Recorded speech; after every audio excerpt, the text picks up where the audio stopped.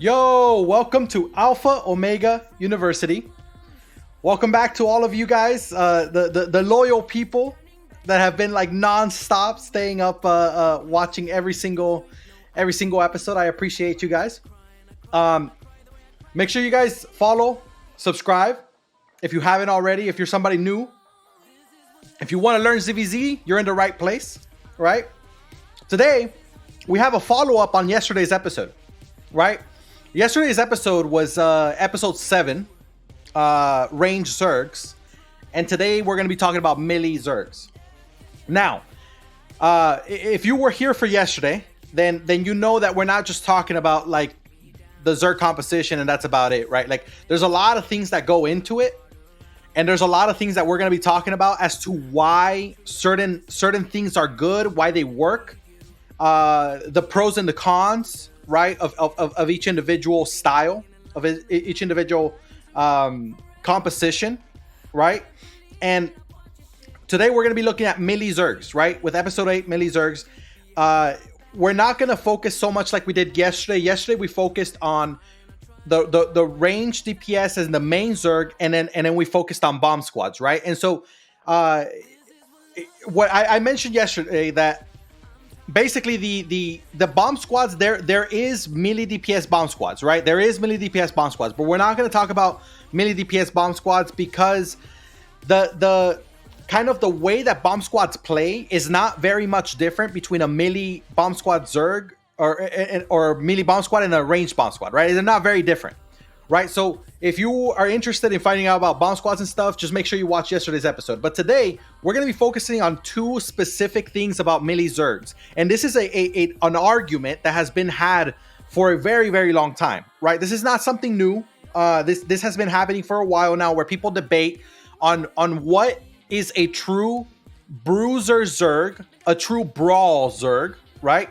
And what is a burst melee DPS Zerg, right? For a very long time, burst melee DPS Zerg was not really viable, right? There weren't a lot of weapons. So like, if you think about it, just a couple years ago, we didn't have Demon Fang, right? And that's kind of like the backbone of it, right? We didn't have the gauntlets, so like spike gloves and raven strikes. We didn't have those either, right? So melee burst DPS style wasn't really possible because there weren't that many solid melee DPS weapons that can have a good burst damage on them. For the most part, melee was just bruiser, right? Everything else was kind of, it wasn't that great, right?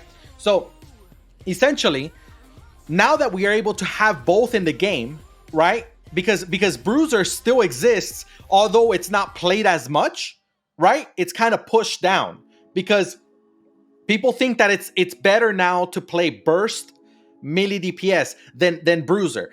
And because of that mentality, it's caused everybody to just go towards burst and forget about bruiser and its effects completely, right? And so what I'm going to be talking about today is the differences between the burst melee DPS Zergs and the brawler bruiser, right? Melee DPS Zergs, right? We're going to talk about compositions. Here, let me give a second. Yeah, so we're going to be talking about compositions. We're going to be talking about play styles. And we're also going to be talking about the strengths and weaknesses of each individual style, right? Again, this is an argument that keeps going back and forth, right? People say, oh, no, this is better, that's better, this is better, that's better. But in general, right now, what most people are agreeing on is that burst melee Zergs are better than bruiser, right? My personal opinion is different. I think that bruiser is literally bruiser melee DPS Zergs are literally the best kind of Zergs in the entire game, right? Obviously, there's other things that you have to supplement them with. You can't just have a bunch of bruisers and that's it, the entire Zerg bruiser and that's it. No, there's other things that you supplement them with, right? And we'll talk about that more some other time. But essentially, right now, the status quo is that burst melee DPS Zergs are the go-to, right? And not only is it the go-to, but melee bruisers are completely useless. That's what most people say, right? That they're useless. There's no reason for them. They don't work. I get arguments all the time about like how, oh, well, they changed the debuff mechanics. Oh, they changed the focus fire. Oh, they changed the escalation. Oh, they changed all these other things. And there's a lot of how do I say this? There's a lot of reasons that people tell themselves as to why Bruiser Zergs don't work anymore, right? But they do work. They 100% do work. The only thing is that people are not using it, right? But the truth is when you look across all the changes that have been done, there wasn't ever a destruction of the Bruiser style. They nerfed a lot of different things, like the Infernal Scythe, the Bear Paws. They obviously nerfed to the ground the Spectre Jacket, right? But there are other ways, other options in which Bruiser Zergs can still be accomplished, right? So that's what we're going to be talking about today. That's going to be the focus of the episode. If you guys have any questions, again, I'm always looking at the chat, right? So if you guys have any questions at any point in time about anything we're talking about, go ahead and drop it in the chat. If you have some questions about anything that is not related to what we're talking about today, at the end, I'm going to ask if anybody has any questions about anything. You can drop whatever questions you have at that point. I do want to make an announcement. I decided, because of popular opinion, right? Most people that ended up messaging me and talking to me about next week, literally exactly 1 week from today, right? We're going to have another episode, but I'm not going to be home that day. So therefore, we're actually going to postpone that episode, right? We're going to basically skip that day. I'm going to edit the entire schedule just to push everything off 1 day back, right? VOD review is still going to be that Monday, and we're just going to push everything else back 1 day. So basically, what is it? Episode 8, 9. It's going to be episode 10. So episode 10 is not going to happen for another 2 weeks. All right. So yeah. Other than that, yeah, we're going to keep to the schedule as usual. I'm going to update the schedule on everything that I have, but you guys are going to have to bear with me. It'll take a few days for me to update all that, but just letting you guys know that. All right. So let's get into it. First off, we're going to start off with the Burst Zerg composition. And the reason I want to start off with Burst Zerg is because that's the one that everybody's more familiar with, because that's what we're seeing out on the field, right? Like, that's the meta right now. So it's easier to talk about the things that we already are familiar with. So the Burst Zerg composition requires heavy clappers, right? Very similar to how we were talking about yesterday with the ranged DPS Zergs, where it was all about one big damage, one big boom, right? Putting out a lot of damage in one hit. This is the same with Burst Zerg, melee Zerg composition, right? In general, Burst Zerg just means that you're putting out damage in one engage, right? So for melees, we have options, right? Our options are Bridled, Demon Fang, Raven Strike, Kingmaker, right? And Kingmaker can actually kind of fluctuate between the two, to be honest, between Bruiser and Burst. Kingmaker is wow, it's an amazing weapon right now, man. It's a really, really good weapon. And if you're kind of thinking right now about like, oh, I kind of want to play a melee weapon and I'm not sure what to play, Kingmaker is amazing right now. Kingmaker is really, really, really good, right? It takes some time to learn how to play it properly, but if you learn it, man, oh, it's amazing. It's amazing. So that's basically the how do I say this? The like I said yesterday, the backbone, right? This is the backbone of the DPS for the Burst Zerg composition. If you think about it, Bridled, right? Bridled has a big damage, right? One engage, one hit, it's instant cast, and on top of it, it makes you jump backwards, which means that even though you're a melee, you go in, right, and you hit, and then it pushes you backwards, which means that it gets you away from the danger zone, right? So even though Bridled is a melee weapon, it actually kind of functions like a ranged weapon, right? Because of that jump back. And it's super helpful to make sure it has survivability. Because of that, Bridled is often not played with a like a jacket, like a Hellion jacket or anything like that. Because the Bridled has the survivability by being able to jump backwards. So it's kind of like a ranged.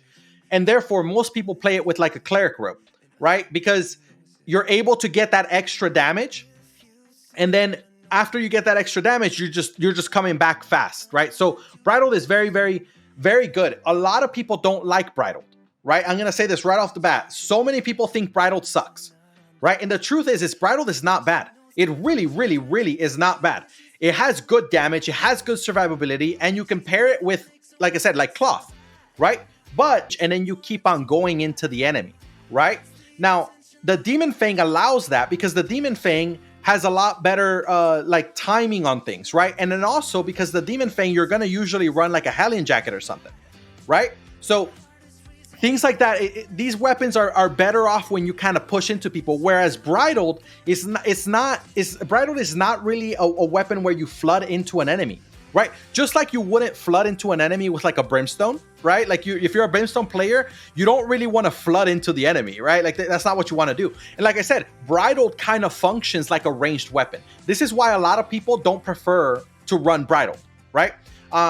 Demon Fang is obviously the number one weapon for burst DPS Zergs, burst DPS melee Zergs, right? Basically, Demon Fang is really good because the damage is good, but the cooldown is also low, right? And that helps. However, most people, I'll tell you the truth, man, if you're a Demon Fang player, go ahead and record yourself, and I want you to pay attention. Every time you use your E, right? Every time you use your E, I want you to stop the video and then look at the time and then let it play. And then when you use your E again, pause the video, look at the time. See how many seconds in between. I promise you the majority of your engages as Demon Fang are going to be about 26, 27, or 28 seconds, which by the way, a Brimstone engages at the same exact time rate, right? Except for the Scholar Robe, but sure, I mean, they might not have Scholar Robe. Sometimes they might have it. Sometimes it doesn't matter. Or a Siege Bow. It'll shoot every 26, 27, 28 seconds. Right? So people think, oh, the Demon Fang is so much better because the cooldown's lower. Sure, but they're not using the cooldown to have lower. So one of the things that I tell people, and this is like a kind of like a little quick tip, it's not really having to do with the composition or anything, but it's more about the playstyle of Demon Fang. One of the things that I kind of tell people often is stop being so conservative with your Demon Fang E's. Right? Demon Fang E, because it has such a low cooldown, go ahead and use your 3 E's when the caller engages, right? The caller engages, use your 3 E's, boom. And as soon as it's up, literally, as soon as it's up, use 1 E, just one, literally just one. And then just hit whoever. Like, it doesn't matter. You can hit one person, you can hit 2 people. It doesn't matter. Don't get greedy. Just drop it. As long as you drop it as soon as it's up, because then that's going to be, if I remember correctly, it's like a 6-7 second cooldown around there, right? And so your cooldown is going to be back up by the time the caller is calling for the next engage. And so then when the caller calls for the next engage, you're going to have all 3 again, right? Obviously, sometimes you can't do this, especially when like the Zerg is playing very, very, very fast, right? Like it's super high speed, right? So you're not always going to be able to do it. But being able to drop that extra little damage is actually really, really useful, right? Try it out. If you don't believe me, you think I'm crazy, go ahead and try it out. I promise you, I've had people try this out already many times before, and they come back to me every time and they're like, yo, that's crazy. Like, that's a lot of damage that I'm putting out. And I didn't even realize I could be putting all that damage out this whole time, right? So anyway, like that's a quick tip for Demon Fang. Lechero says, more for a balanced Bridal Fury. Bridal Fury can drop without need of clump. Yeah, I mean, technically any weapon can drop without the need of a clump, right? But here's the thing. I do want to mention one thing here, though, is because you're saying without the need of a clump. It's very important to look at these clap weapons. Demon Fang and Bridled, right, are both good, but I want you guys to think about the AoE. The AoE that they have is not very big, right? It's really, really not that big. So if your Zerg fails to get clumps, you're going to be in deep shit, right? You're going to be in deep shit. So that's very, very important to ensuring the success of Demon Fang and Bridled is that the clumps actually happen. And if the enemy is not giving you clumps, you're not going to be able to be useful at all with Demon Fang or Bridled, right? The other thing that makes Demon Fang and Bridled useful, I guess, for these melee Zergs, especially Demon Fang, is because they use the Q and the W, right? Now, the Q is a little bit of mobility. It helps. It's not amazing, but it helps in mobility. The damage it does is negligible. Like, let's face it, like the Q damage from the daggers is worthless, right? But the mobility actually helps with positioning a little bit. And people that are really good with these weapons, they're actually able to use their Q very effectively to position themselves properly, right? Now, the W, they use throwing blades, right? With throwing blades, it increases the damage, obviously, which is great, but it increases their speed quite a bit. And throwing blades allowing the speed boost helps these melee players get to the clump very quickly, right? These guys are sprinting super quick at the clumps because they have the throwing blades. That is a very, very important piece to Demon Fang and also Bridal Fury, but mostly Demon Fang that is used right now, right? So again, they want to hit the clumps, they want to hit them hard, and they want to hit them fast. Remember, that's the key about burst Zergs, right? Whether it's melee or ranged, right? You hit them fast, and then you get the fuck out. Or with melee Zergs, you kind of just spread, right? Which is fine. So, but the whole point is you gotta have the speed. You gotta be able to get in there quick, lay that damage out quickly, right? Like one hit, you know, and then you move out. Or with Demon Fang, it takes a little longer, but it's still pretty quick, right? Now, the next weapon is Raven Strike. Now, Raven Strike has a very large AoE. Most people are not using Raven Strike anymore. Not like when it came out. When it came out, everybody was running Raven Strike. Raven Strike is not as used anymore as it used to be, right? The reason is because it's super telegraphed, right? It's super telegraphed. I mean, you see this giant circle just spreading, right? And then the person's just walking like slowly to get people in that giant circle.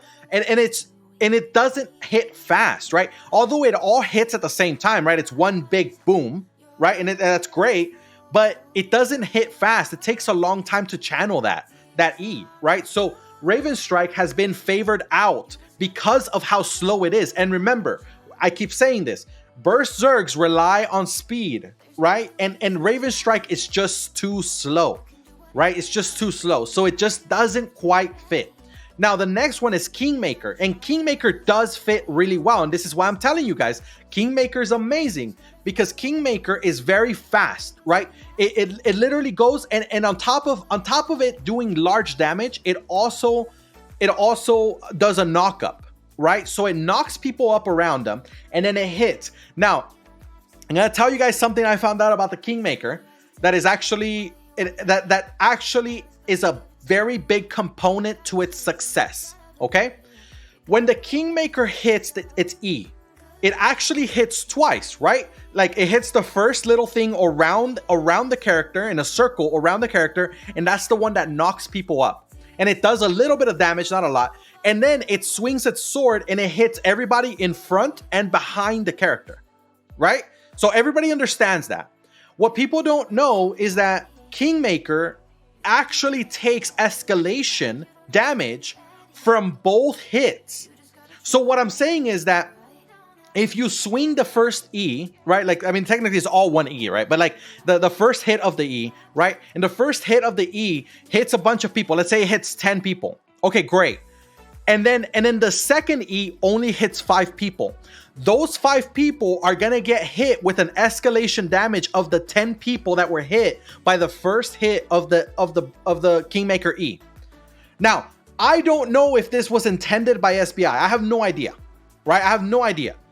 But that's exactly what is happening, right? And because of that, it's causing a ton of damage to be put out in that second E hit, like the actual big hit, right? So because of that, a lot of people are like, oh, well, the E is not that big, it's not that wide. Yeah, but when you add the width of the first hit around the character and then you add it to the length forward and back of the second hit, then suddenly it actually is a decently large AoE, right? And it gets a lot of people and the damage is going to be really, really high. This is why so often you'll see Kingmaker plays, right, being done, clips, where they only end up hitting, like with the second hit, they only hit like 3 people, but they kill all 3 people. That's because the first Kingmaker hit actually hit more people in the first hit, right? So Kingmaker is really good. Also, the cooldown is great, right? I mean, it's the 20 second like Demon Fang, right? So the cooldown is great. Unless it's 25 seconds, I can't remember. But either way, it's lower than 30. That's the point, right? So it's lower than 30. They also upgraded swords recently. They gave the sword a new W. And if you guys haven't experimented with that new W, I'm telling you, that new W is really, really good if you want to play swords as a brawler, right? As a bruiser Zerg or as a bruiser, right? That new W is incredible, man. Cheryl says 20 seconds on the E. Yeah, 20 seconds.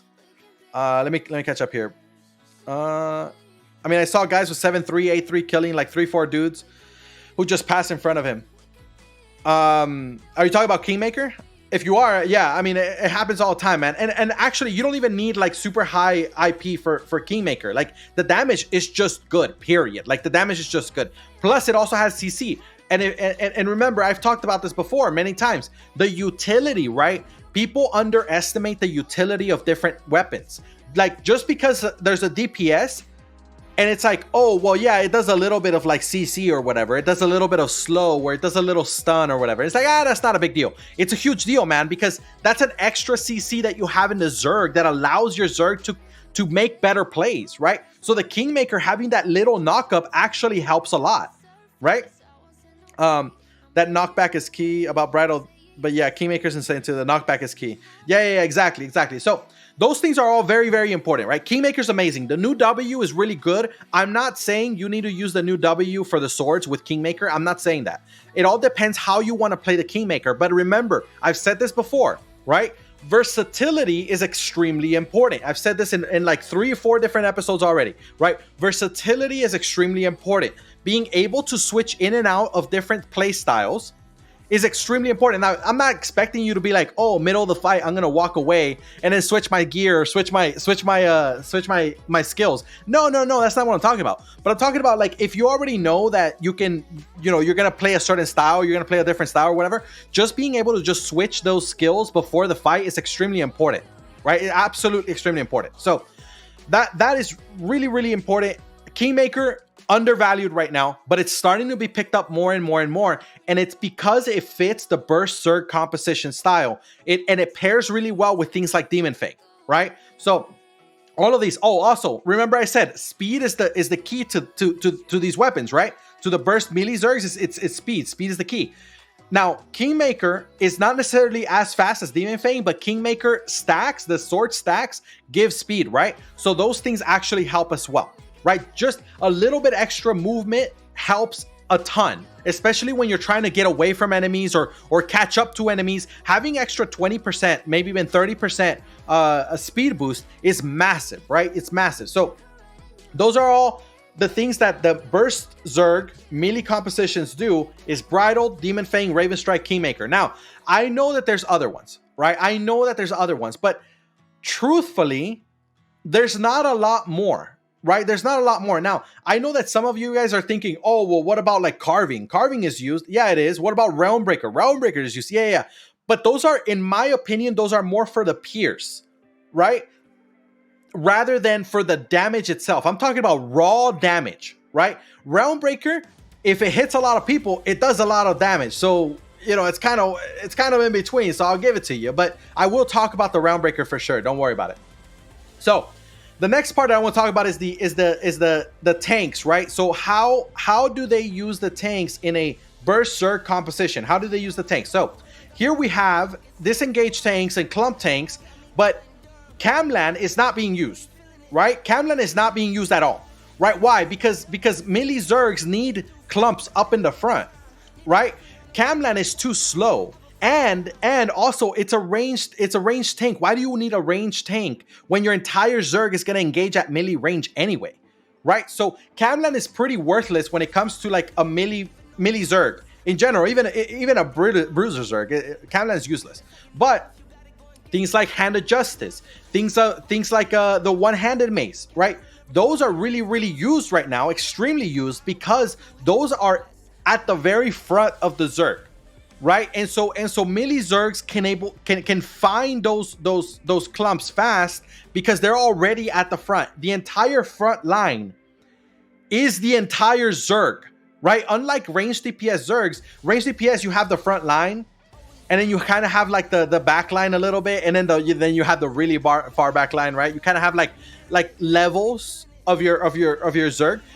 With melee Zergs, you literally have the entire front line is your entire Zerg, except for the healers who are just a little bit farther back. But even the healers have to keep up, right? So the tanks need to be melee. They need to be melee, and that's why the one-handed mace and the Hodge have been so used with burst melee Zergs. Another thing that is not used as much, and it's because it doesn't make too much sense, is the Growth. The Growth Keeper doesn't make too much sense, and the reason it doesn't is because the Growth Keeper is kind of like it's kind of used more to slow and to stop the enemy from pushing into you, right? Think about this. When you use your Grove E, it gives you a resistance boost, right? Now, if you're trying to catch up to the enemy, you don't need a resistance boost. They're already running away from you, right? So that's kind of wasted. Now, I'm not saying that E is useless. I'm saying it's not as important. Also, if you're trying to catch up to an enemy, a Growth Keeper on the W is gonna have to use the dash to try to catch up to the enemy, right? Because with melee Zergs, you want to cut the distance, right? You don't want to fight at a ranged distance if you're a melee Zerg. You don't want to. So why would a Grove run the ring? And the ring is amazing, but why would they run it? They need to catch up to the enemy, right? So if you're gonna go and use the dash with a Grove, right? Because you need to catch up, and the resistances from the E are not even that important. The question is, why not just use Heavy Mace? Because the Heavy Mace has a snare charge, which is kind of like a dash, right? It's kind of like a dash. It gets you mobility, right? And then on top of it, you have the root from the W, right? So there's some CC there to help catch the enemy, right? Make sure they don't run away from you. And then you say, oh, but the Camland E has the stun. It's like, yeah, but Heavy Mace has a purge and a silence. A purge that can basically purge all speed boosts. Right? So just imagine if the enemy's trying to get away, run away using like their boots or something, suddenly a Heavy Mace is able to purge all that. Right? This is why Grove Keeper is not as important for melee Zergs. This is not because Grove Keeper sucks. Right? And again, you'll hear it over and over and over. People will tell you this again and again. They'll say, oh, well, Grove it's just garbage now. It's just garbage. Yeah. Since they changed it, it's garbage. Listen, then they changed it. Yes, they didn't make it. They nerfed it. I mean, they nerfed it straight up. They just nerfed it, right? But it's not garbage. It's really not. It's still really, really, really good and important. It's just not good for melee Zergs. That's the thing, right? And so understanding that allows us to be able to envision the reasons why the metas are changing and why we should take certain weapons to the field and why we shouldn't take others, right? So again, I already mentioned Heavy Mace. Heavy Mace is extremely important right now, especially right now because of all of those comparisons with Grove, right? It's just better, right? But one of the things I do want to mention, right now there's a growing trend on the use of Hellion Hood, right? Hellion Hood, I mean, I literally have been using Hellion Hood for about 2 years now, right? I like nonstop for about 2 years. But I mean, I used Hellion Hood even back in like 2018, right? Like I used it back then. When I started calling and I started playing Soul Scythe more, because I was calling, I wasn't using fucking Hellion Hood because there was no reason to. But every time I've played Heavy Mace, I've used Hellion Hood, right? But now it's starting to become a big thing. And the reason is because think about this. If all the enemy Zergs are full melee, throwing a bomb, a smoke bomb on the ground that literally silences everybody in it is amazing, right? Because all the melees are going to run into the clump to try to hit the clump. But then you drop that smoke bomb and suddenly all of them are silenced and they can't do anything. See, before the smoke bomb wasn't as useful. I used to use it because I thought it was good, but it's never been as good as it is now. And the reason is because not because the smoke bomb changed. The smoke bomb has literally stayed the same, right? But the difference is that the smoke bomb, the Hellion Hood smoke bomb, has now become better because the meta changed. If you go and try to stop a ranged DPS Zerg from engaging, and they're all spread out and engaging at different angles, then you're only going to smoke bomb maybe 2, maybe 3, at most 4 people, right? But if you're going to smoke bomb against an enemy melee Zerg, you drop that smoke bomb and suddenly you're literally silencing every single DPS that's coming in, right? So this is why the Heavy Mace has been being used more and more with the Hellion Hood, right? Like I said, I've used it for a long time, but it's getting better. It's getting better. And this is why, because of the meta, right? Again, I say this over and over and over.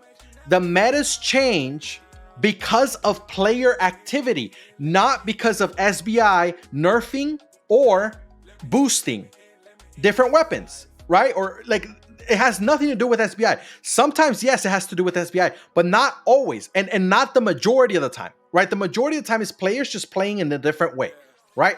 Now, the last one that I want to talk about is Grail Seeker. When it comes to range DPS, Grail Seeker, incredibly important, right? Incredibly important. Grail Seeker is necessary. Why? Because remember, range DPS need to kite, right? You just need to. With range DPS, you have to kite at all times. Grail Seeker and Icicle, I'll throw in Icicle here as well. Grail Seeker and Icicle are great for that, right? And we were talking about that. Like, if you're a ranged DPS Zerg, you have to have Grail Seekers, you have to have Icicles. But if you're a melee DPS Zerg, Grail Seeker and Icicle are not that useful. They're simply not. Right? So I know that people still run Grail Seeker quite a bit right now.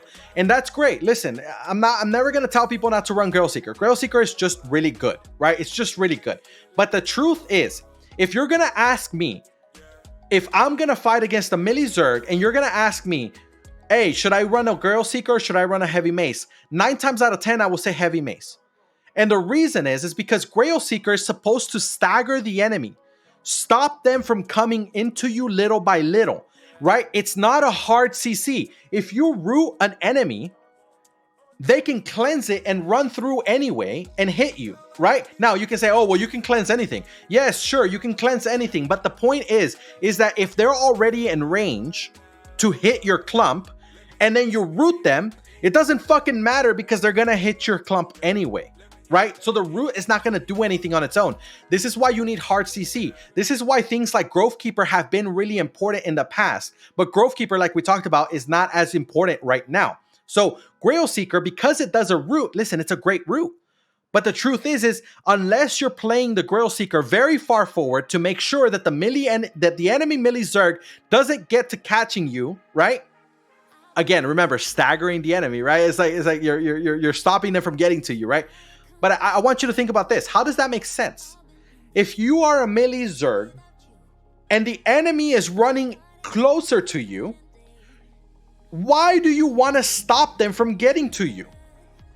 Right? You actually want them to come close and then you just want to deny them the damage. That's the best option, isn't it?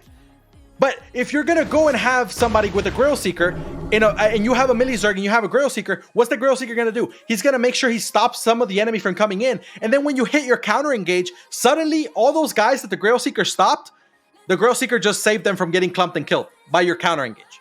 Right? So what's more important? Making sure that they don't hit the clump or making sure that they don't get to the clump? Well, if you're a melee Zerg, you want them to get to the clump. You just don't want them to hit it. This is why, again, Hellion Hood has become a really important thing, a really important asset, right? Because of that. So, and that goes the same thing for Icicle, right? The same thing for Icicle. Now, I'm not going to say that melee Zergs don't need Grail Seekers. I'm not going to say they don't need Icicles, right? I'm not going to say that because sometimes the enemy's trying to run away from you. And if the enemy's trying to run away from you, then yeah, having a few roots is going to help, right? To help catch them, to help pin them down and then kill them, right?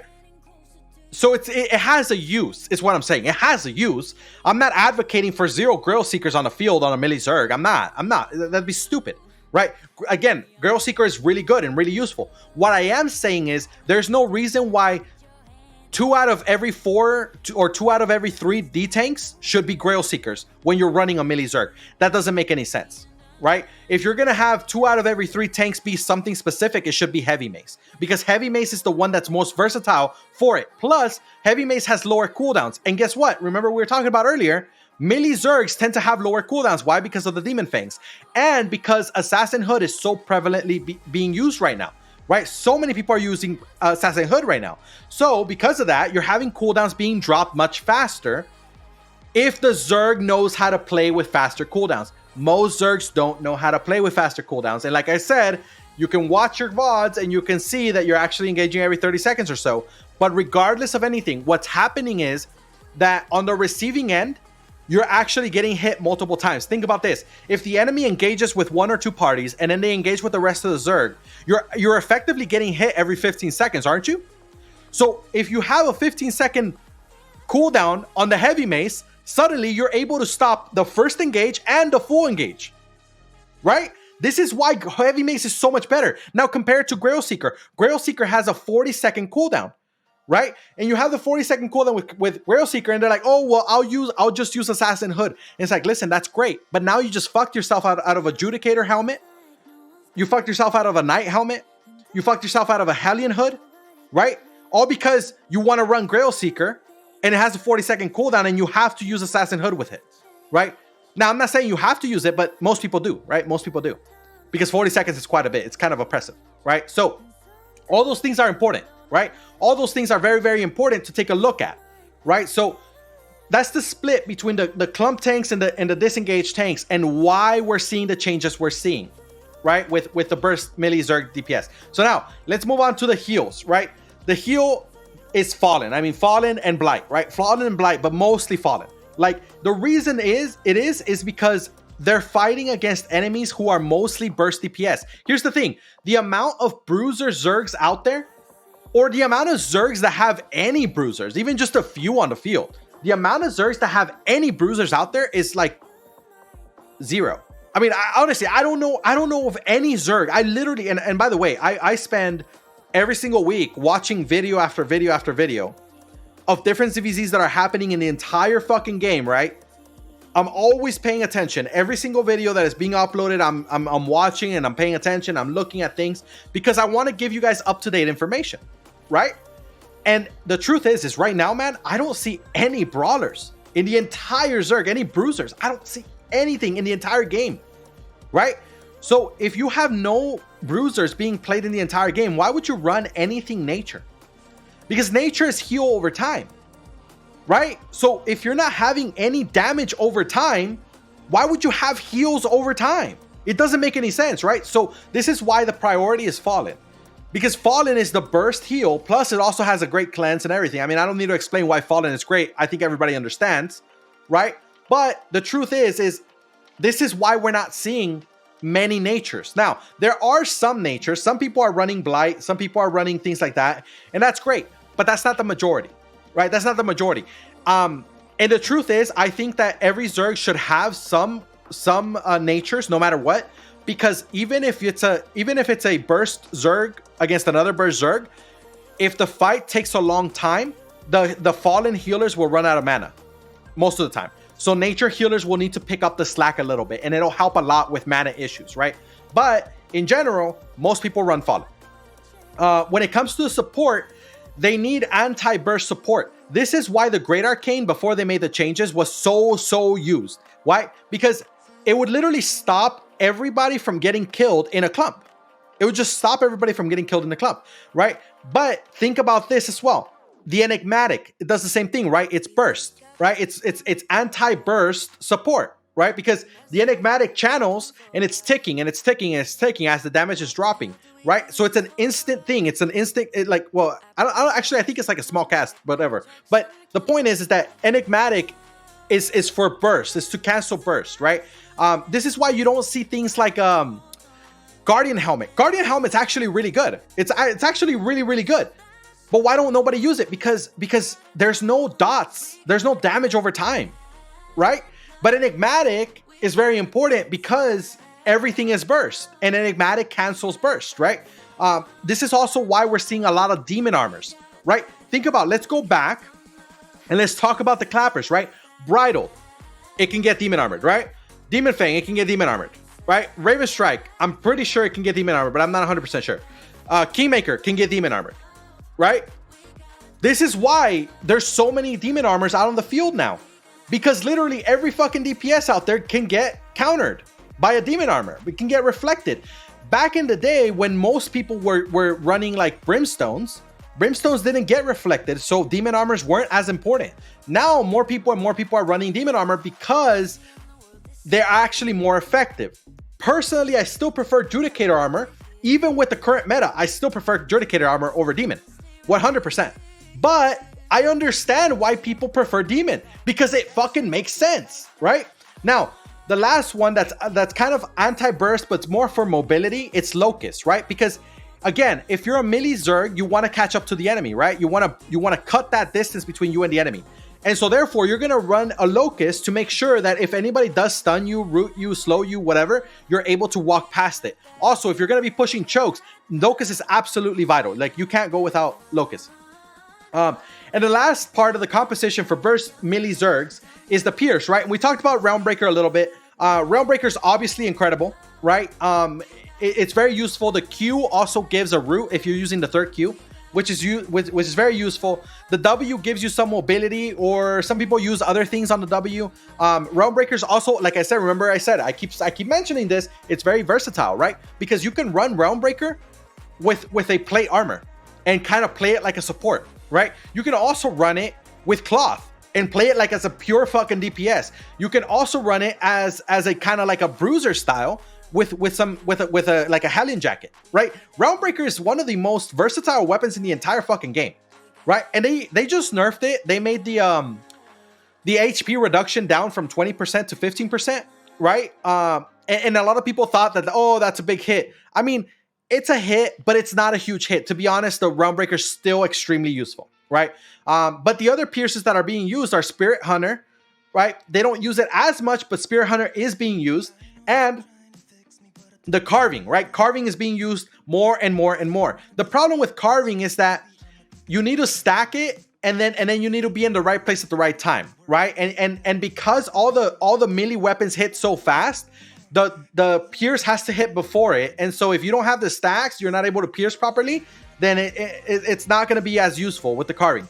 But Carving is still really good because with 3 stacks, the Carving has literally the best pierce in the entire game, right? So if you actually get a 3-stack pierce, Carving pierce on a clump, any DPS is going to kill that entire clump, 100%, right? That pierce is just so good.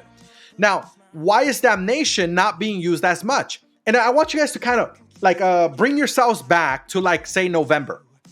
Okay, so like say November. Let's go in a time machine fucking 5 months ago. All right, 5-6 months ago. And I want you guys to think of the Zergs back then. And if you even go and look on YouTube or whatever from fights from back then, you're gonna see Damnation was being used still quite a bit, right? But why did Damnation start to go away? And the reason is simple, is because it doesn't make sense for a ranged DPS Zerg. It just doesn't, right? It just doesn't make sense. Why was it being used in the first place? Well, because it was a remnant of the old meta, which was the ranged DPS meta that did require the Damnation, right? And again, I talked about it last episode, but essentially Damnation is the backbone of Pierce for a ranged DPS Zerg. But it doesn't make sense with the melee Zerg. So with the melee Zerg meta coming into fruition, right, and growing bigger and bigger and bigger, Damnation got pushed away. And now very, very few Zergs run any Damnation. Some of them still run it, 1, maybe 2, but realistically, most Zergs don't run Damnation at all, right? It's all about Spirit Hunter, Carving, Realmbreaker. And I feel like I'm missing one, but I can't remember it right now. If you guys remember one of the pierces that I'm missing, that is being used right now, let me know. All right, so the next part is going to be the playstyle, right? So what kind of playstyle? We already touched on this a little bit, right? But we're just going to define it real quick just so that you guys kind of have it in your head and understand where I'm coming from with this, right?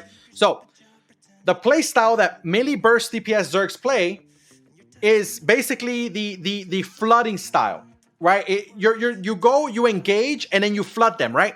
But there's a caveat to that, right? Let's say you engage with a melee burst DPS Zerg, you engage and you don't get a single kill. You back the fuck up. And you basically revert to the exact same style that the ranged DPS Zergs play, which is engage and retreat, kind of hiding, right? So if the melee burst DPS Zerg engages and it gets nothing, suddenly they have to back the fuck up, right? Because they can't just flood the enemy when they didn't get kills and now the enemy has cooldowns before them, right? So this is very important to the playstyle of a melee burst DPS Zerg. Why? Because if a melee burst DPS Zerg can't get kills, they can't secure kills, right? Then suddenly that melee burst DPS Zerg has to play like a ranged DPS Zerg, right? They have to play the same way. They have to keep distance with the enemy. And if they're not able to flood the enemy, then suddenly their advantages are starting to dwindle, right? They get less and less advantages simply because... Oh, Psychman, I did mention Spirit Hunter. I did mention Spirit Hunter. Thank you, though. So... They simply because they can't cut the distance. They're trying to cut the distance, but when they go and cut the distance and don't get any kills, they're forced to come back because otherwise the counter is going to kill them, right? Now, ranged DPS just do this by default. Ranged DPS are not going to try to flood you, right? But melee DPS can't flood you unless they can secure kills.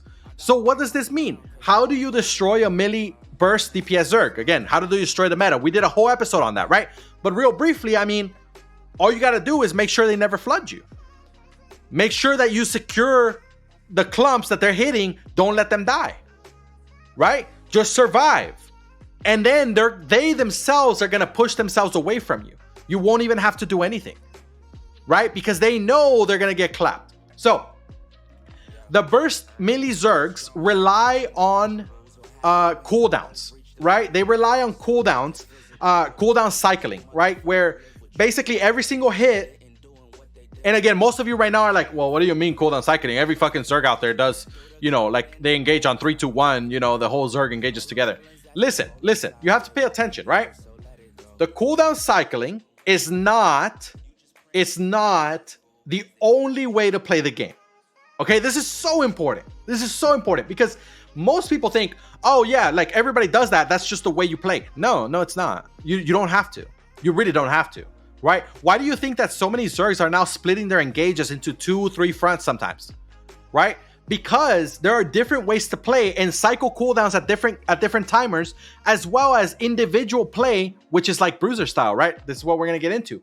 So this burst DPS Zerg, they play on a cooldown cycling, just like a ranged DPS burst Zerg, right?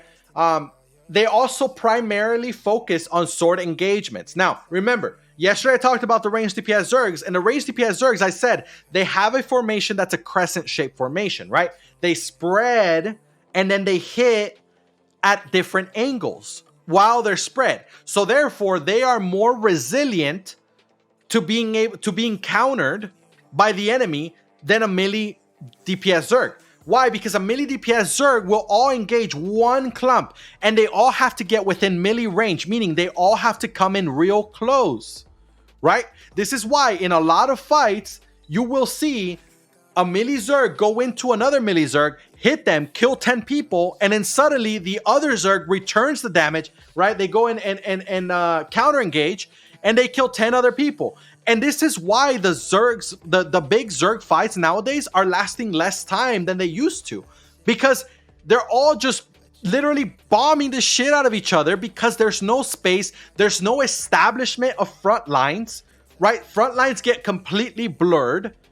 They go and run into each other, and next thing you know, they go the opposite directions, and they're like, oh wait, we gotta turn around, and they went that way, we went this way, right? It's hilarious to watch, man, but that's just the state of the game right now. Right? So they primarily use sword engagements, and we've talked about that when we were talking about calling styles, right? So now the strengths and weaknesses of this style of the burst melee DPS Zerg, the strengths and the weaknesses. So the strengths is that it's a quick attack, right? The enemy has very little time to respond, to react, to put defensives down, to put heals down. They have very little time, right? Remember, that's exactly the same exact strength that the ranged DPS had. Right? It's the same exact strength, right? Another strength, coordination, right?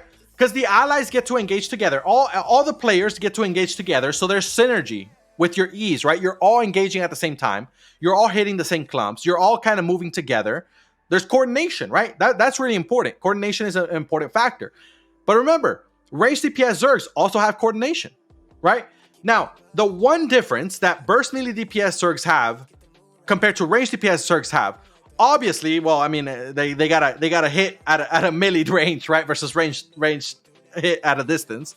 But the one strength that is different between them is that melee DPS Zergs don't have to channel, right? Raven Strike channels, but it's uninterruptible, right? So basically, they have instant casts where everything just hits instantly. Boom, it drops, right? Like the Siege Bow has to hit 1, 2, 3, 4, right? The Brimstone is like it's a channel and then it drops, right? But when you're looking at melee burst DPS Zergs, think about it. You got the Bridal Fury, instant cast, instant damage drop. Demon Fang, instant cast, instant damage drop. Now you just got to drop it 3 times, but I mean, every time you hit it, it's gonna hit instantly, right? Raven Strike again, it's just uninterruptible, so you can basically hit it anyway. Kingmaker, instant, right? I mean, technically it's like a little bit because it's 2 hits as opposed to 1, but whatever, you get my point. So there's no channeling, and that's a really big strength of the burst melee DPS Zergs that the ranged DPS Zergs don't have.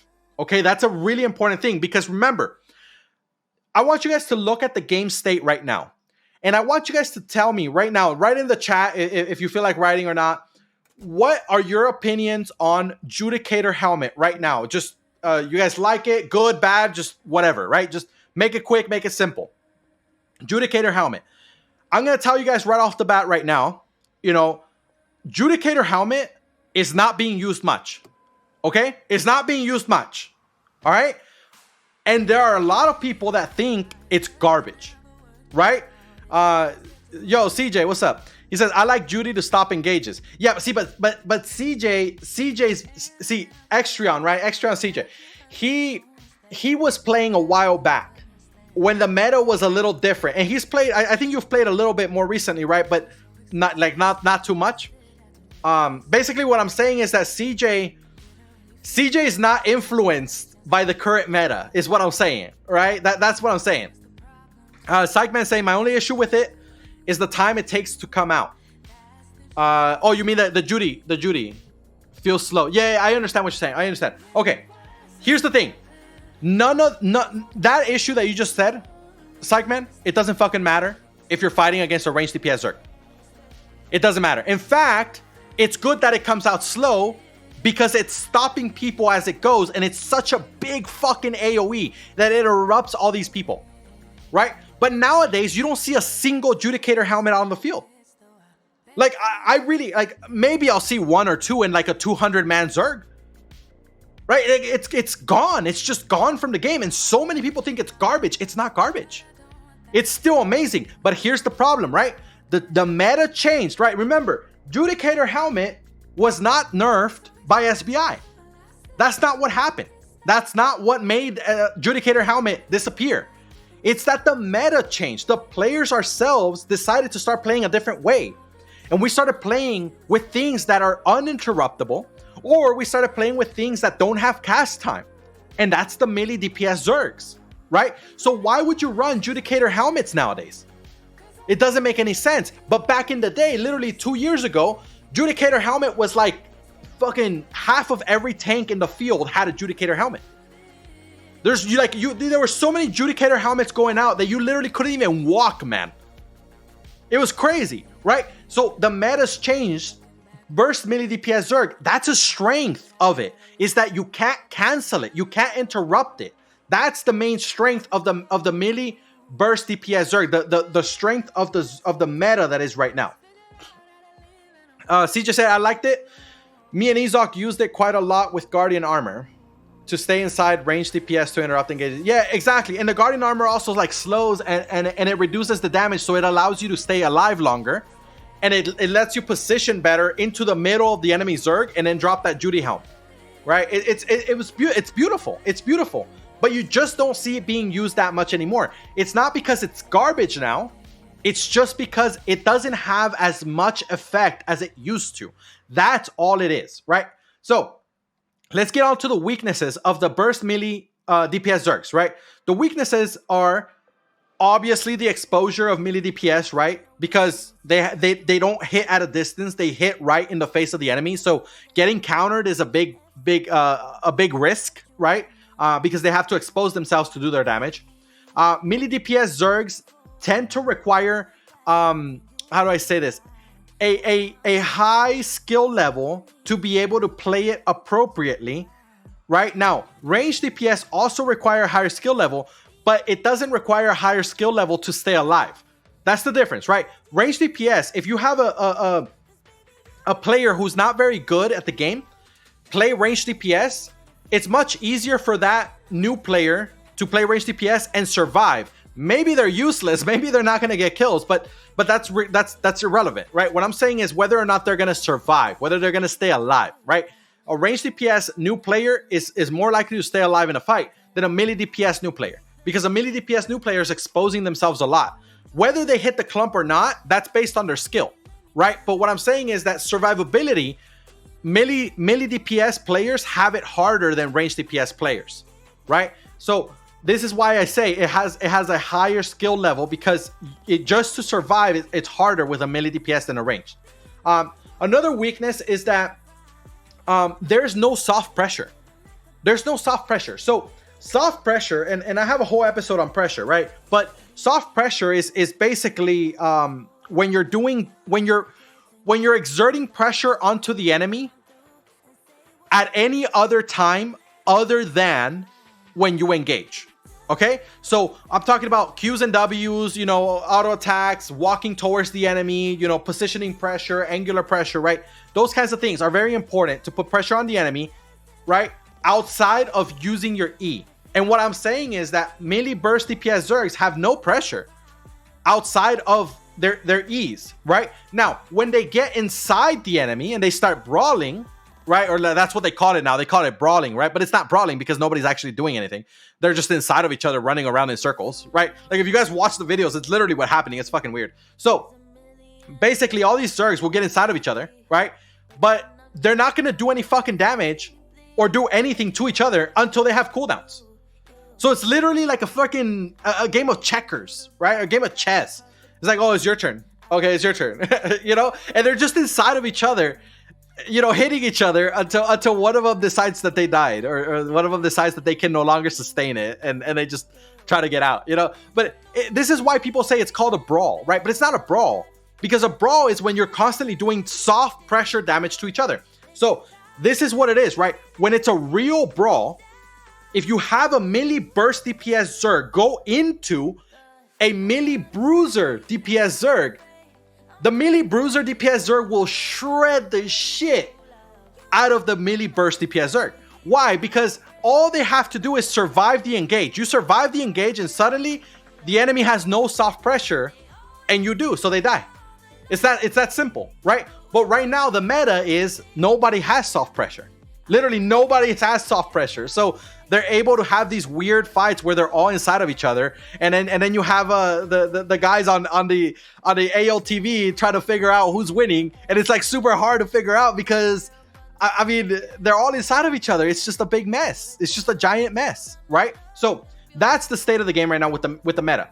Now I'm gonna talk about now the pressure Zerg composition, right? Because I talked about this entire time about the meta, and I've talked about it many times before, what the composition is, all these different things. I've talked about it many times before, because this is what the game is right now. Now I'm going to give you guys a different option, right? This is a different way of playing that I promise you counters the way that the meta is being played right now, right? And that's the pressure Zerg. So the pressure Zerg relies on dot weapons, right? So damage over time weapons, right? So we're talking about like generally axes in general, right? We're talking about halberds, infernal scythes, even though infernal scythes are more for clap, but it's okay. As long as you use the Q and W properly, and that's very important, right? So let me talk about the halberd infernal scythe real quick, and even the realm breaker can run in here. But we have to talk about this because remember we were talking about earlier with the burst DPS Zerg, the realm breaker I said has a root on the Q, right? Well, that's because they use the third Q. Here's the thing: if you have a halberd or an infernal scythe or a realm breaker, they can actually use the other Q, the AoE Q. I think it's the second Q, right? The AoE Q that puts stacks on the enemy better, right? More stacks, right? That means more dots, right? Now the W, remember I said for the burst DPS Zergs, the realm breakers use for the W, they use the dash thing, or they use the one that increases their damage or whatever, right? They use those two. With a pressure Zerg, you want to run either the I think it's called internal bleeding, and there's another one. I want to say it's the last W. I just can't remember exactly what it's called. But yeah, so internal bleeding is great, right? Internal bleeding is another bleed. It's another dot. It's a different dot than the first dot, right? So now you're stacking with the Q and the W, you get different dots on the enemy. And then with the E, with the halberd, you spread the first Q to even more people, right? It's massive amount of damage. It's so much damage that you're not going to kill anybody until the enemy healers run out of mana. But guess what? The enemy healers will run out of mana very, very, very quickly. Nowadays, you don't have that many mana issues with healers. You just don't. Some healers do sometimes when there's like a very long fight or whatever, but that's not the norm, right? Back in the day, that was the norm. Healers would always run out of mana. Why? Because there was so much soft pressure being put out. There was so much dot damage being put out. It's so important, but yet nobody does it anymore. There's no halberds on the field. There's a random infernal scythe here and there every few moons, right? You'll see a random infernal scythe, but really they're not out there, right? But they're so important because of the amount of pressure they can exert. Here's the thing. A pressure Zerg can spread out, and then because they're so spread, the enemy tries to clump them and kill them, they're not going to be able to clump them because they're just so spread. They're everywhere, right? Trying to clump those people is going to be really, really hard. The reason that people nowadays still get kills with burst DPS Zergs, burst DPS melee Zergs, is because both sides are burst melee DPS Zergs. So they have to clump onto each other to engage each other, right? And that's when people die. But pressure Zergs never have to clump. They never have to clump, but yet they're still burning you down. And in fact, I want you guys to think about this, right? Everybody who's played the game enough and is actually like really, really good at the game, right? I'm not talking about the people who call themselves good. I'm talking about the legit good people, good players in the game, right? Every single one of them will tell you that fights at the level of like 20v20 or like 15v15, right? Fights at those levels basically focus on the basics of all the things you're gonna need to fight 100v100, 200v200, right? All the basics of how to become a good 100v100 player can be learned in a 20v20, right? That's the truth, right? Now, when we look at fights that are 20v20, 15v15, even 10v10 sometimes, right? The truth is, the lower in number you go, and everybody agrees with this, right? Everybody that has played the game long enough, everybody agrees with this. The lower and lower you go, the less important burst DPS becomes, right? And if you disagree, go ahead and drop it in the chat right now, and we can talk about it. But the truth is, the smaller the Zerg, the smaller the fight, the more important brawling becomes, and the less important burst becomes, right? We all understand that. And at the same time, we understand that the basics of all ZvZs are learned in small fights like 20v20s. But yet, we make a distinction and we say, no, Bruiser doesn't work for 100v100. Bullshit. It does. It does, because I've seen it happen many times before. And people go and say all these other excuses like, oh no, well, focus fire and all this. It's all bullshit. It's all bullshit because I've seen it all happen on the field multiple times through different seasons, through different weapons going up and down, right? It works because it destroys the enemy's ability to heal you, to out heal your damage is what I should say, right? It destroys the enemy's ability to out heal your damage. And because your guys are so spread out, they can never properly counter on you. They can never clump and dump you. And if the enemy Zerg is relying only on clumping and dumping, and that is literally all they can do, which is what the melee burst DPS Zergs are, right? They're all just clump and dump. So if that's all they can do, then suddenly having a pressure Zerg that doesn't clump or makes it really hard to clump, right? And exerts a ton of amount of pressure onto the enemy continuously, it just seems like the natural counter. But yet nobody wants to give it a chance. And listen, I'm not even advocating for having a full-blown pressure Zerg composition. I'm not advocating for that. I understand that that's way out there. All I'm saying is you guys need to start looking at different styles of play and understand that there are ways that which you can incorporate some of these pieces. Just imagine if you start putting in one halberd into every single one of your parties. Just one. I mean, you have 4 parties, you have 80 people. That's only 4 halberds, right? And then have the 4 halberds, 2 on each side of the Zerg. Let's say if you're spread out north to south, have 2 on the north, have 2 on the south. And then just let them do whatever the fuck they want to do. And then watch the amount of pressure they exert on the enemy. I promise you it's going to be a lot. And I promise you, because of those 4 halberds, you're going to be able to control the enemy movement. Much, much better than if you didn't have them. Right? But no, everybody just wants to focus only on burst. But then what happens when burst falls apart? What happens when the enemy has good defensives? What happens when the enemy is able to support really well? Look at escalation. Escalation has some of the best supports in the game, if not the best supports in the game, right? And so when people engage on escalation, nobody dies, right? And then suddenly, because all they can do is put out burst DPS, suddenly escalation is just going to beat you. Why? Well, because you have no other option but to try to full engage them. And every time you full engage them, they stop you. This is why having, again, and I said this like 20 times today, man, versatility. Versatility is so important.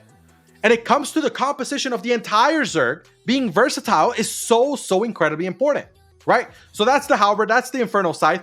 The other ones that are out there too, Heron Spear. Heron Spear is really good. Heron Spear is really good. Lower cooldown, right? The W Force of Spears is good.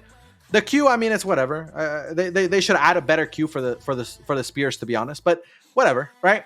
But the W does significant damage. The E has a lower cooldown. It also has, remember, like I said many times before, it has some sort of support, right?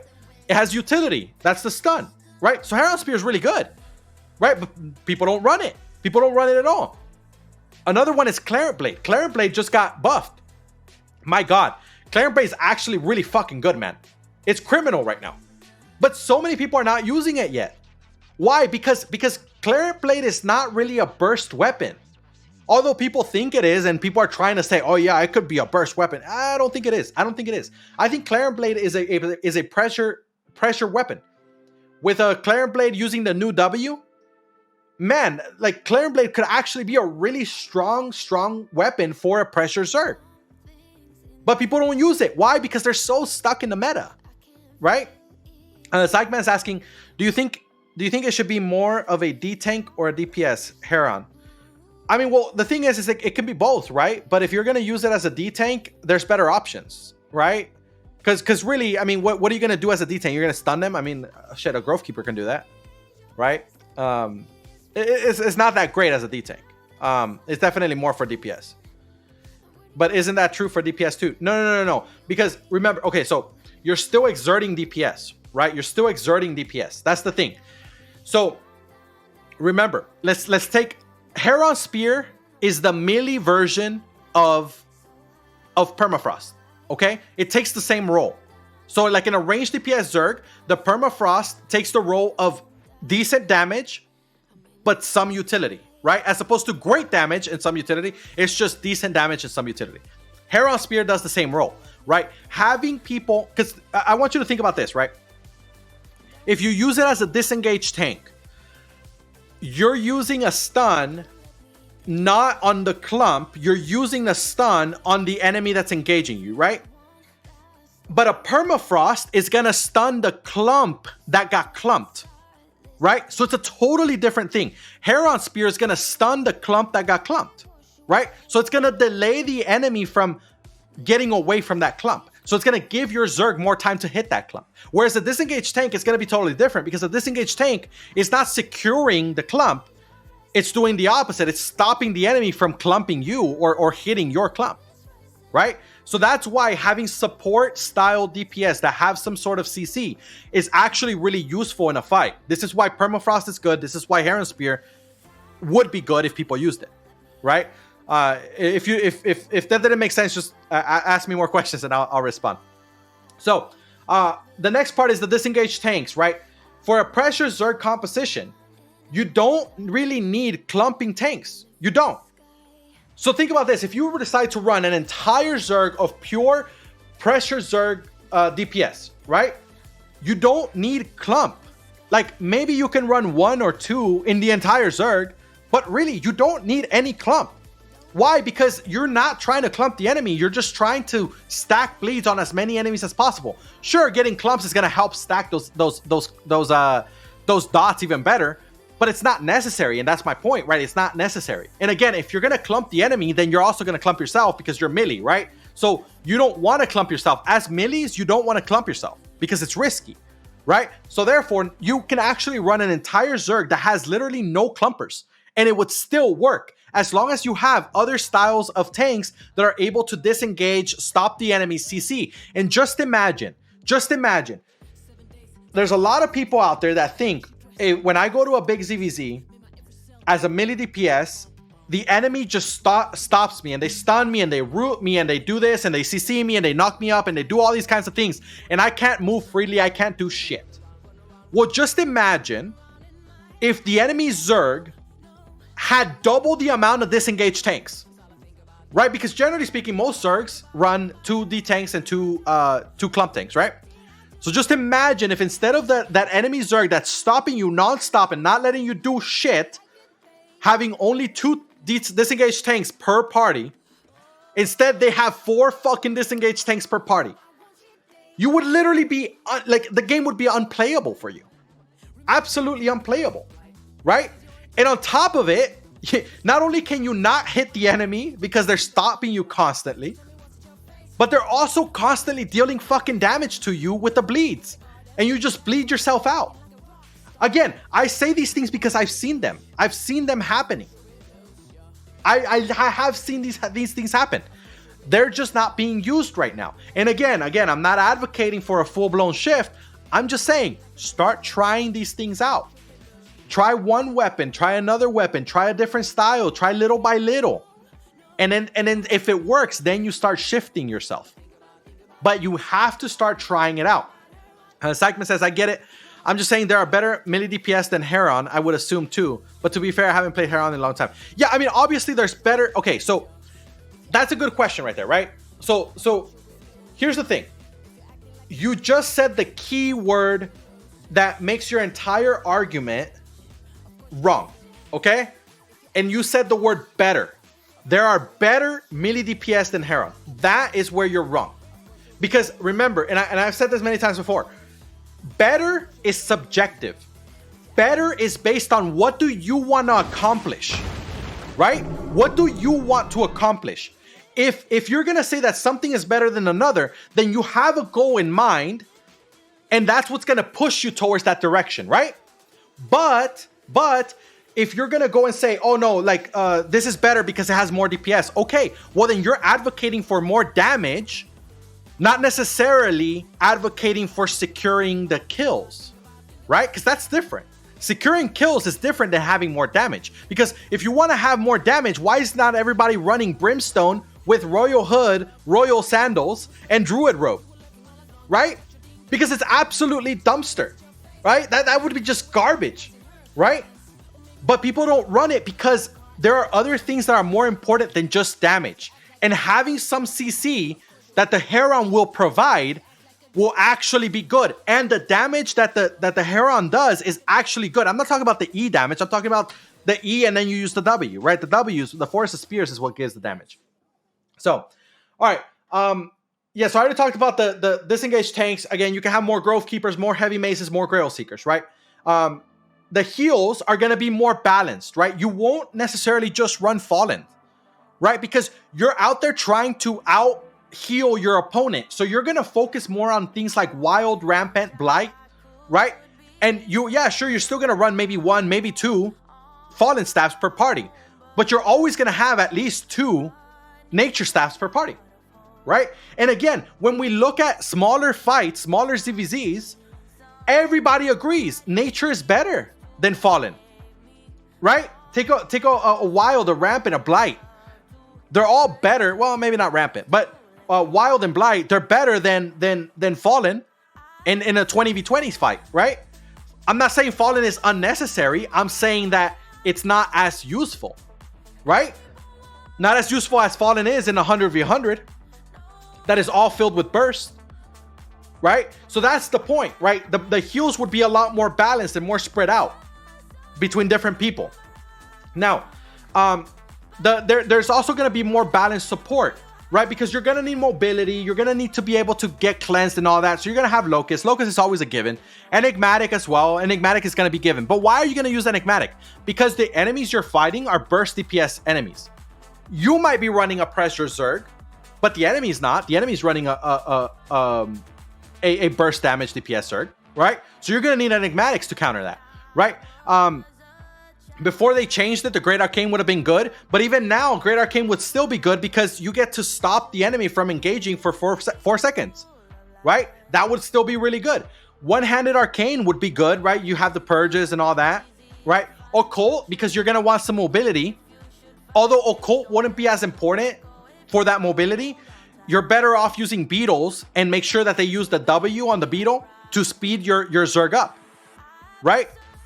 Because you want mobility, but Occult is kind of a limited mobility in one specific space, right? You're also going to have balance support with different people having like plate armors, right? So a lot of people are going to have plate armor to be able to survive inside the enemy. Why? Because you're going to be inside the enemy for a long period of time. Pressure Zergs don't kill fast. This is also why Pressure Zergs have never really been, like, how do I say this? The strongest Zerg in the game, because it's never been tried appropriately. It's never been fully committed to. Why? Because it's not exciting, right? The closest we ever got to having melee Zergs, melee bruiser style Zergs, the closest we ever got to that was when PoE was running it. I want to say it was like season 10 or so, right? PoE was running a lot of melee bruisers, right? The thing is they didn't fully run melee bruiser style Zerg. They still were trying to clump people. They were still trying to do these other things that you would do with burst style. They were still running some range DPS, right? They were still doing these things. So it was a hybrid. But I'm telling you, back then, they were really strong. It was really strong, and it was a hybrid composition. It wasn't a full composition, right? So all those things are very important. Now, when it comes to Pierce, right? Pierce is not as important for a Pressure Zerg. So suddenly, you don't really have to run Spirit Hunters, right? You don't really have to run Damnations. Even Realm Breakers, I mean, you can, but you really don't need to, right? So because you don't have to run these Pierces, because the damage is going to be over time, not in the burst, right? So because you don't have to run all these Pierces, suddenly you have all of these extra slots in your party that can be filled with even more like raw DPS for damage over time, right? The entire enemy Zerg will be filled with dots, and it will be really hard for them to fix it. And you know what? If any Zerg ever actually accomplishes this, I promise you that Guardian Helmet will be absolutely meta. Absolutely 100% meta. And I promise you that shit like Wild Staff and Rampant Staff will become more and more and more important, right? Because that's what a Pressure Zerg will do. It will force the entire meta to change, right? So, let's move on to the playstyle, right? We already talked about it a little bit, but essentially, the playstyle is going to be, there's not going to be a lot of engages. Like, you're not going to be 3, 2, 1 hit here, 3, 2, 1 hit there. This is not really going to be that. It's going to be a lot more relaxed in the sense that you're going to tell people, hey, I need more pressure on the northwest side. Hey guys, don't forget the pressure on the east wall, right? All right, let's move the pressure to their back line, move a little bit northeast, right? It's going to be passive damage over time pressure, as opposed to get ready to hit northwest in 3, 2, 1, hit northwest, right? It's going to be more about managing the dots and what damage you're putting out where, right? So that's going to become more and more important, and having these timed engages are going to become less important. So things that stop timed engages, such as enigmatics, are going to become less and less important, right? This is how you change the meta, is by bringing something completely different to the table that other people are going to have to solve, right? Now, the style, the formation that Pressure Zerg is going to have is going to be a crescent formation, right? Because you're going to have to be putting pressure on the enemy, but mostly you want to put pressure on the flanks, and then you can flood them. You put pressure on the flanks, and it forces the enemy to slowly over time, they're going to get compact. They're going to come closer together, right? So if you put pressure, let's say you're spread north to south, and the enemy's to your east, and they're also north to south, and you put pressure on their north, and you put pressure on their south. Their guys on their north and the guys on their south are gonna slowly walk into the center more and more, because they don't want to get hit by your guys in the north and the south. So they're gonna start clumping more and more in the center, right? And another thing they're gonna do is, guess what? Nobody wants to be the first to engage, do they? Like, if you look at so many ZvZs, so often people don't want to engage first. They're waiting until the enemy engages so that they can counter, right? But what if you never fucking engage? Now suddenly you threw off the entire enemy Zerg. They don't know when to engage. And you threw off the enemy caller. He doesn't know what the fuck you're doing, right? This is something so different to the entire game that everybody will have to learn to play against it. And just the fact that people don't know how to play against it is gonna give you an extremely strong edge until they finally figure out how to play against it. But by then, you've already won so many fucking fights using this strategy, right? So that's the point, right? This strategy is so powerful, and part of its power is because everybody thinks it's not powerful or it's not doable, right? So another obvious part of the playstyle is that it relies on soft pressure, right? You're obviously relying on soft pressure. You're not trying to clump the enemy and kill them, right? Now, with the strengths and weaknesses, because this obviously I've talked really highly of it, right? But there's obvious weaknesses. Every single thing has a counter, and I've already told you guys about some of them, right? But the strengths and weaknesses of this is, a strength is that you get to have complete and total control of the enemy Zerg movement, right? I know that right now that might seem weird. Like, how can I force the enemy to walk in the direction I want them to? That might seem kind of odd, but I'll tell you the truth, man. Years ago, that was literally the way to play the game, is you controlled the enemy Zerg and forced them to walk themselves into chokes. You forced them to walk themselves into walls, and then you killed them on those walls and on those chokes, right? But how was it being used? It was because people had bruisers in their Zerg. They had hybrid compositions. It was range DPS with some bruisers in their Zerg, right? It was like an 80% range DPS Zerg, 20% bruiser Zerg, right? And so you would slowly walk your enemy into their death traps, right? So a full-blown pressure Zerg will have control of the enemy Zerg. The enemy Zerg cannot control you because you're the one exerting the most amount of pressure. Another thing is, if you get to a brawl stage, so you're able to cut the distance between you and the enemy, and you get to go inside the enemy, then suddenly, in that brawl, you're going to win every single time. Why? Because you have better dot damage. You have better damage over time. When the healer is getting low because they have a dot on them, and then they have other people that are getting low as well, and other people that are getting low as well, how the hell are they going to heal themselves and other people at the same time? So you're going to force them to start taking, you know, how they call it for like pilots, right? Evasive maneuvers, right? The healers are going to have to start taking evasive maneuvers because they don't want to be getting hit. They want to heal the other people. But if they're constantly taking damage, then suddenly they can't focus on healing everybody else. So you're not just exerting physical pressure in the sense of damage pressure. You're not just exerting damage pressure. You're also exerting psychological pressure with this style, because they got to realize that suddenly they are under a lot of stress. They have to focus on healing themselves and other people at the same time while their caller is saying, "Where's my heals?" Right? So you're causing a shitload of chaos into the enemy. And we talked about that before on episode 6. We talked about the chaos to the enemy, right? We talked about that.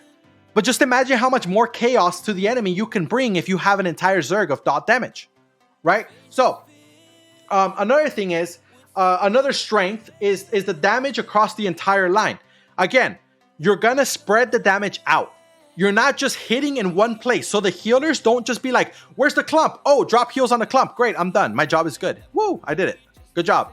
Right? No, they have to focus on, "Oh shit, the north angle is getting hit. I gotta heal over there. Oh wait, the south angle is getting hit. I gotta run my ass all the way over there and get heals over there. Oh shit, the center's getting hit. Oh, the backline's getting hit." Right? Again, psychological pressure, right? Another strength is the survivability. Because you have so many fucking D-tanks in your Zerg and literally no clump tanks in your entire Zerg, it makes it really fucking hard for enemies to clump you or kill you or anything like that, or drop their E's or even channel their enigmatics or do anything for that matter, right? Because you literally have twice as many disengaged tanks as they do, right? So that's the pressure Zerg. Right now, the weaknesses, because there is weakness, the weaknesses is coordination. Because remember, burst DPS Zergs, whether they're melee or ranged, have coordination where the color goes 3, 2, 1, hit here, 3, 2, 1, hit there, right? We're all going to back up together. We're all going to push together, blah, blah, blah, right? Well, pressure Zergs don't really have a lot of coordination in that sense, right? Because pressure Zergs now have to do a lot with individual melee DPS movements and individual players acting on their own accord, where you don't have to tell them all what to do, but at the same time, it's like, okay, you don't have to tell them what to do, but at the same time, they're going to go and make a lot of mistakes, aren't they? So, essentially, it requires a higher skill level because it's a lot of responsibility for the individual players. Again, going back to the scenario of a 20v20, this is exactly why in a 20v20, it is the higher skilled Zerg that wins 9 times out of 10. Whereas in a Zerg that's in a ZvZ that's like 100v100, the ones that win are usually the ones that are able to get the performance on the field better.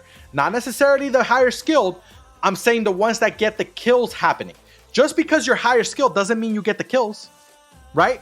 Just because you're higher skilled doesn't mean that the enemy didn't out-rotate you today, right? Those things become more important for higher ZvZs. But in lower ZvZs like 20v20, we understand that it all comes down to the individual player levels. This is why pressure Zerg, like I said earlier, in my opinion, a pressure bruiser melee style DPS Zerg is literally the best possible thing you can play in the game. But it's also the hardest to play. It's the hardest to coordinate because it's really, really low level coordination, and it relies heavily on the quality of the players themselves, right? This is why hybrid styles have been played many times, where there's a little bit of bruiser in each Zerg. Why? Because there are a few players who can actually play those really well, right? So that's the point. Now, another weakness is that if the enemy is kiting, then suddenly you can't catch up to the enemy. And if you can't catch up to the enemy, then suddenly you're never going to stack a fucking damage over time on them, are you? So therefore, the weakness is that if the enemy is kiting, you're kind of screwed. But that also goes for melee DPS burst, right? For melee burst DPS, it's the same thing, right? It's the same weakness. Another weakness is chokes, right? Fighting on chokes with a melee burst DPS, it's not good, but you still have burst to break the choke. Whereas with pressure Zerg, complete pressure Zerg, you won't have that burst. You won't be able to break that choke. Literally, with a melee burst DPS Zerg, you'll never break a choke. Never. Not unless the enemy, like, for some reason tries to full push you. But that's them breaking the choke. That's not you breaking the choke, right? So a melee pressure Zerg will never break a choke. A melee burst Zerg can break chokes, but it's hard. A ranged DPS burst Zerg is the best equipped for chokes, right? So that's obviously a weakness of this style. So now we're coming down to the last section, and it's real quick, and it's a simple question. Which is best, right? Now that we talked about ranged DPS Zergs, we talked about bomb squads, different styles of engagement, right? We talk about calling styles, right? Formations of Zergs. What is the best, right? And I already told you, in my opinion, the pressure Zerg is the best. But I said there's a caveat to it, right? And I said I would explain it later. Personally, I think that the best Zerg in the game is literally a full pressure Zerg, just like I explained right now, but supplemented with ranged bomb squads. Okay? And here's the thing.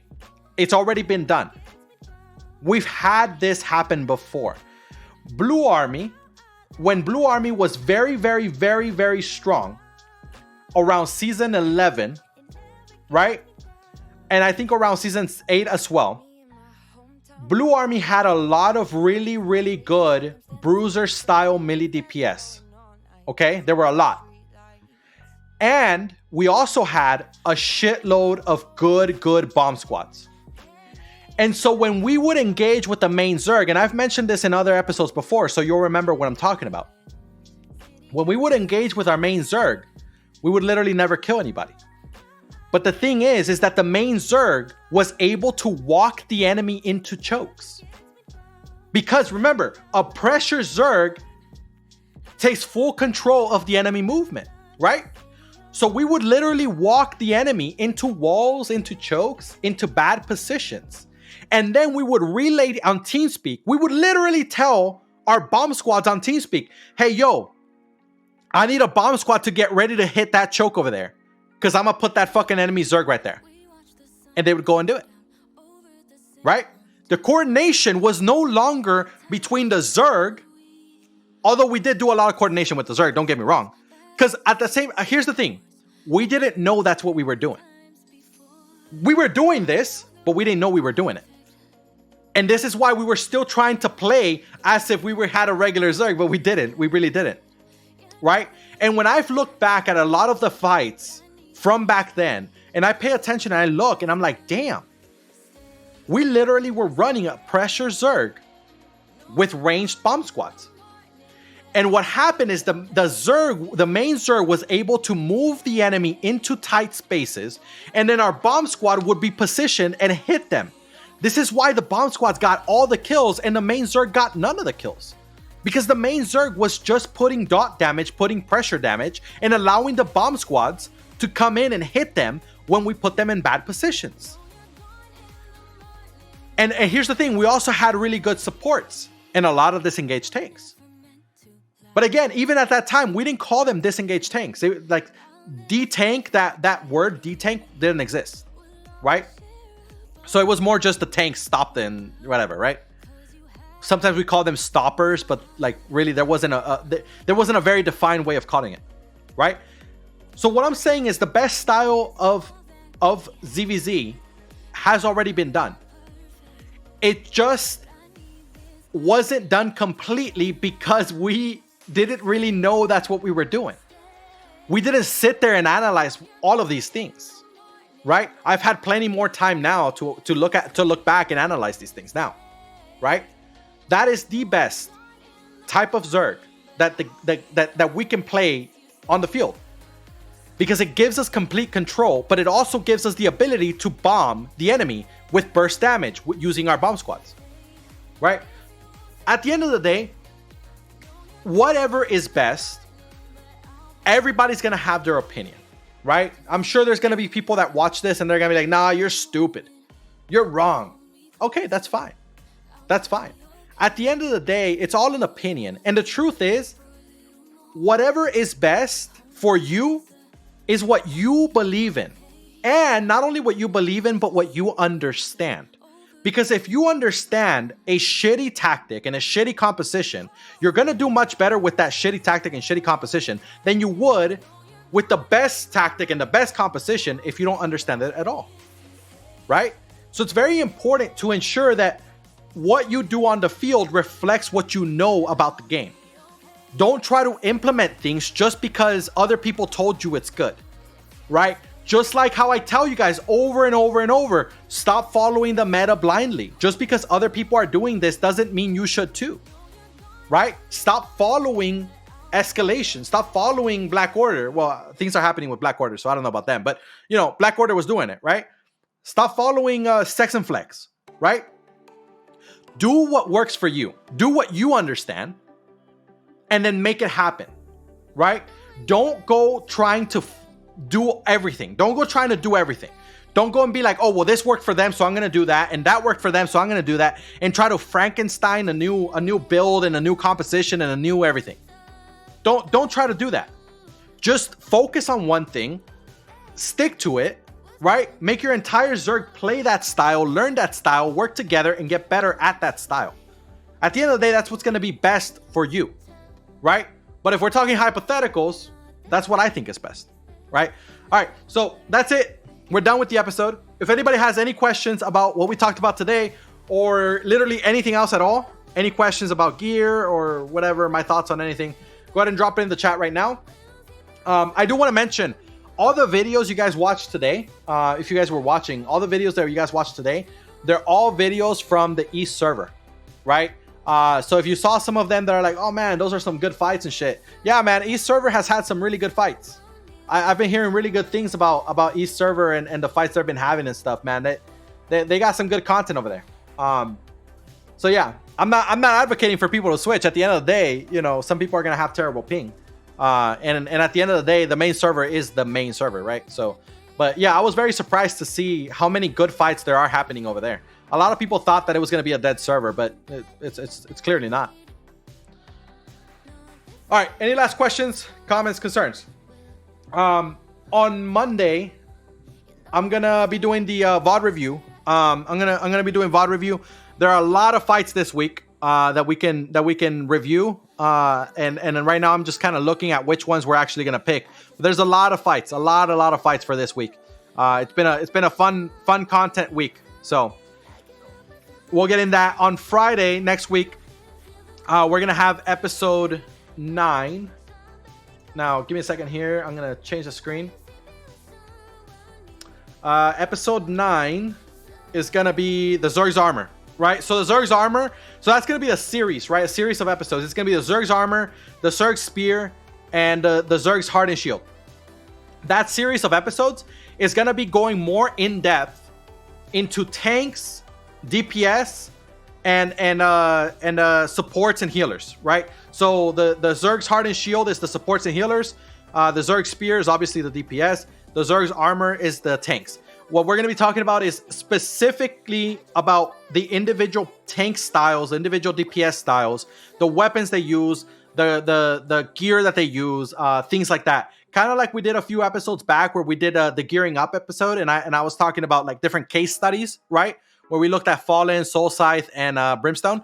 We're going to be basically doing that for individual styles of play, right? Again, we're starting off broad. We're breaking it down even further now, right? So that's what's going to be the next 3 episodes.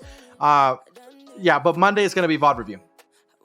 All right, I appreciate you guys showing up, as always. Make sure you guys follow, subscribe if you want to. Always appreciated. And I'll see you guys on Monday.